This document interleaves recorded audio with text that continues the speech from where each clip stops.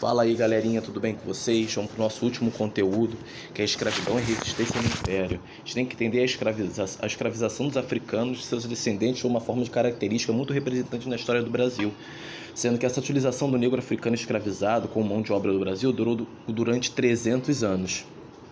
Por isso, as consequências da escravidão são perceptíveis até hoje nos dias atuais.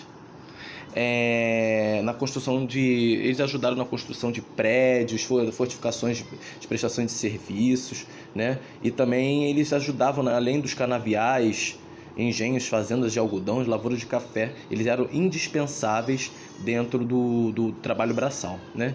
A escravidão nas lavouras de café. O café chegou no Brasil ainda colônia, como nós vimos, no século XVIII, né? No entanto, a cafeicultura encontrou um auge, né, enquanto atividade econômica somente no século XIX, após o declínio do cultivo de açúcar e da mineração. Sendo assim, o cultivo de café representa a principal atividade econômica no período imperial. A principal região cafeicultura, né, da primeira metade do século XIX foi a do Vale do Paraíba, né, da região onde se engloba o norte de São Paulo e o sul do Rio de Janeiro.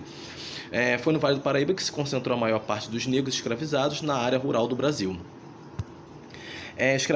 Escravidão nas cidades. A presença de escravos nas cidades, nos centros urbanos, né, é um fenômeno que surgiu no século XIX, enquanto o tráfico negreiro se intensificou e também enquanto as cidades passaram a se desenvolver mais economicamente de uma forma geral, né? Os escravos se movimentavam pelos centros urbanos e eram escravos domésticos, que eram divididos em dois tipos: escravos de aluguel e escravos de ganho, tá? Uma forte característica da sociedade escravista é acreditar que qualquer trabalho manual somente pode ser feito por um escravo.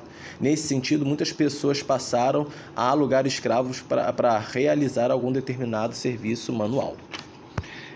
Tráfico negreiro. O tráfico negreiro, gente, foi nada mais e nada menos, né, que os escravizados teve início no século XVI, no entanto, na expansão do cultivo do café. O desenvolvimento econômico das cidades aumentou a procura por escravos. O tráfico negreiro sempre foi uma atividade extremamente lucrativa, desde o período colonial. Porém, em meados do século XIX, o número de escravos importados aumentou consideravelmente. Okay?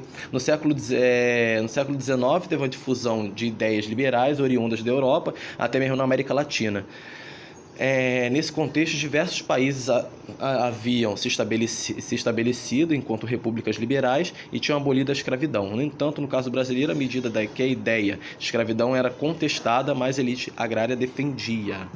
O abolicionismo foi nada mais e nada menos, né, do que uma forma geral que combatia a escravidão, pois acreditavam que ela contrariava o direito de liberdade e igualdade do ser humano. Eles consideravam também que a sociedade brasileira não podia se desenvolver plenamente enquanto houvesse escravos.